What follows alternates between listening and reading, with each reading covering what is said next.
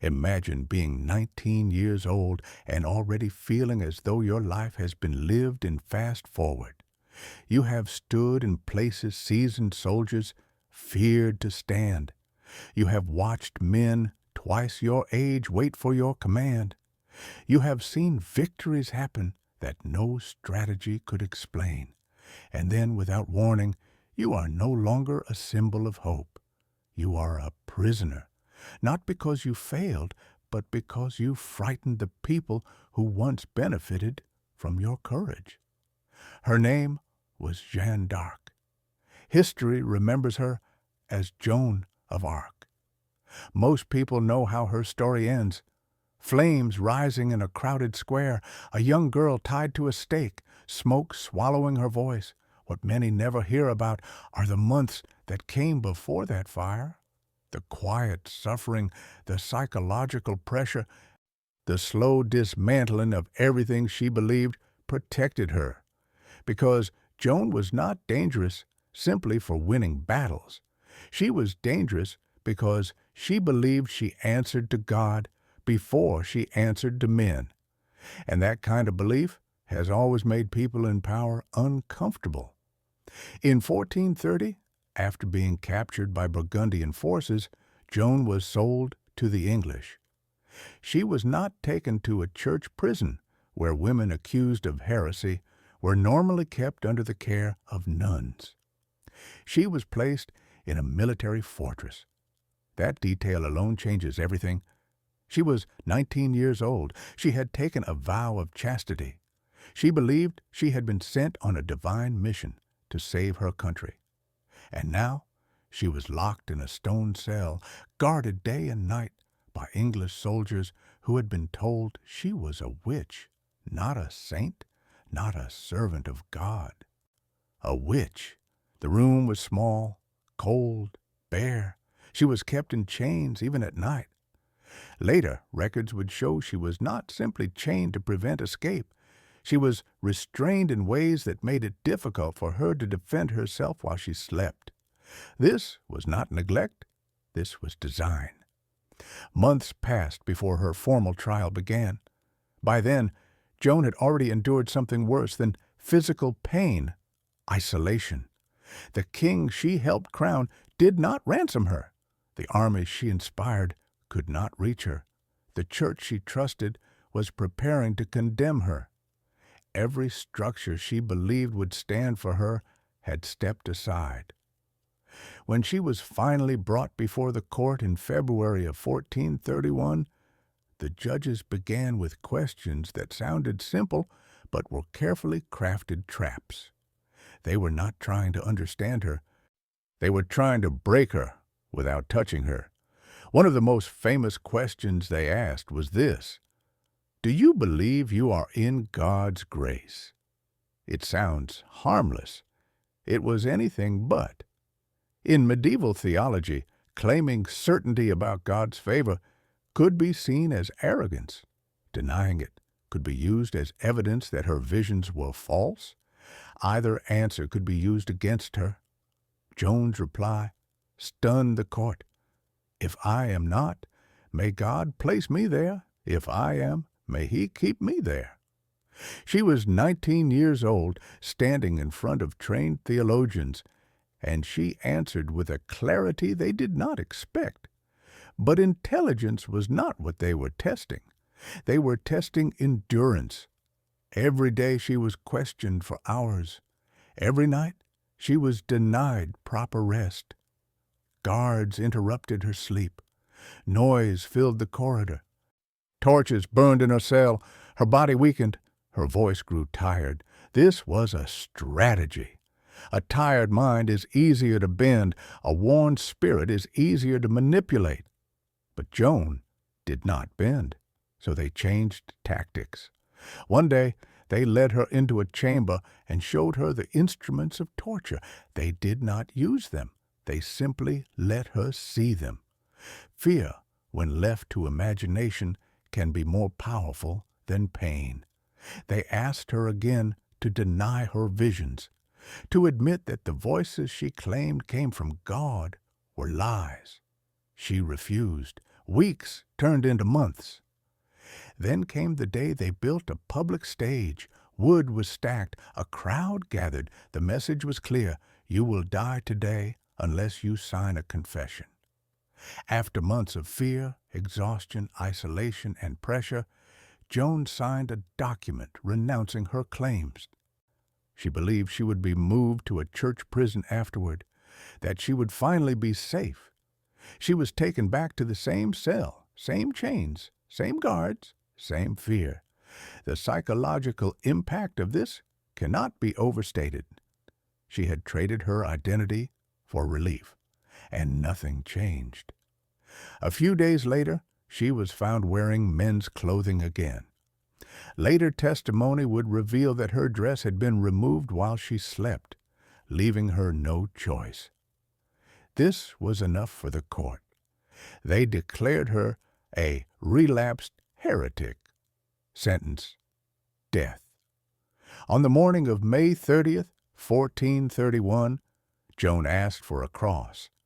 An English soldier made one from 2 pieces of wood tied together with string. She held it as she was led through the streets of Rouen. Thousands had gathered.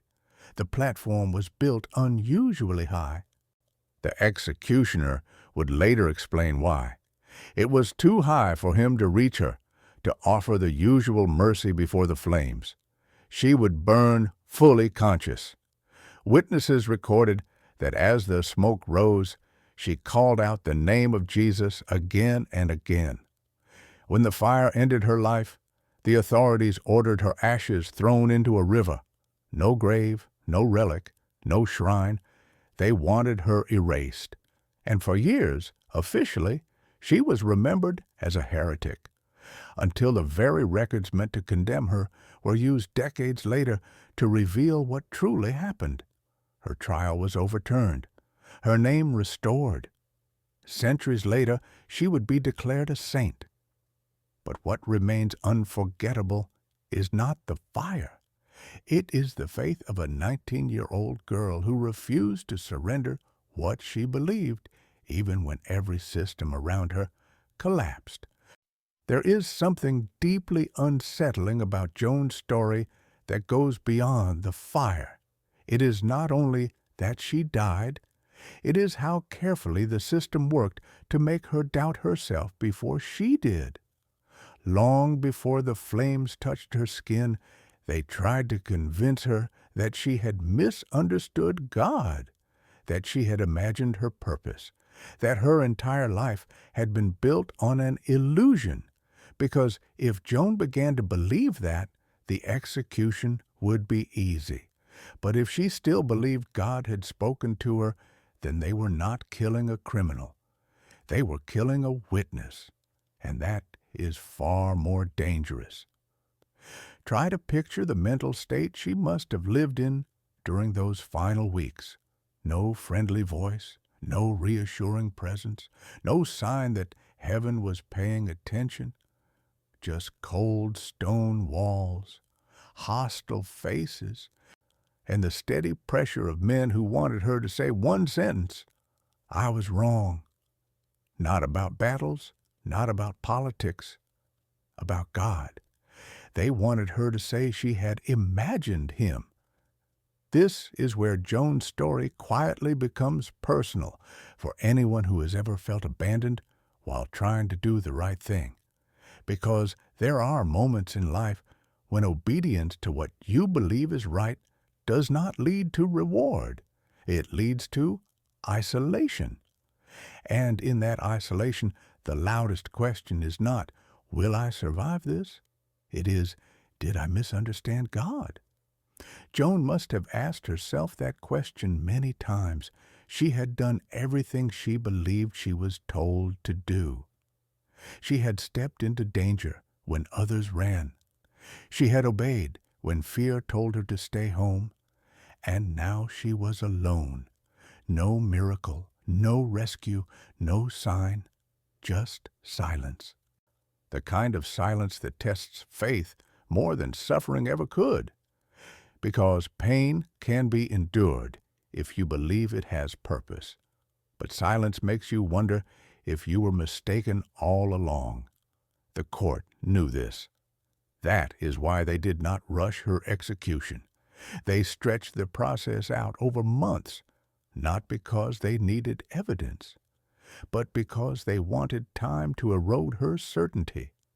They wanted her to arrive at the stake already doubting herself, so that the fire would not only consume her body, but her confidence that she had ever been called by God at all. This is a form of cruelty that leaves no visible marks. But it is devastating, and yet, when you read the trial records today, what stands out is not confusion, it is clarity. Over and over, Joan's answers show a mind that is tired but not broken, a spirit that is pressured but not surrendered. She does not rant. She does not beg. She does not curse her captors. She answers calmly, carefully, thoughtfully, as if she knows that history is listening, even if her judges are not.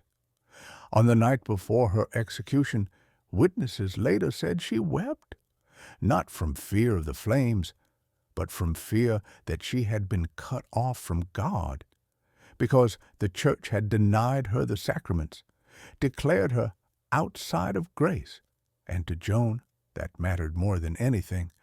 Imagine believing with your whole heart that you served God faithfully, and then being told at the end of your life that you are dying separated from Him. That is a deeper terror than death. And yet, even in that moment, a quiet act of kindness slipped through the cracks of the system. A guard, moved by her tears, brought her communion in secret, a small piece of bread, a simple gesture. But to Joan, it was a reminder that God had not disappeared just because the church had turned its back. The next morning, as she was led through the streets, people watched in silence. Some had once cheered her victories. Now they watched her walk toward death. Not because they hated her, but because fear is powerful. And when power labels someone dangerous, most people choose distance over defense. This is one of the hardest truths in her story.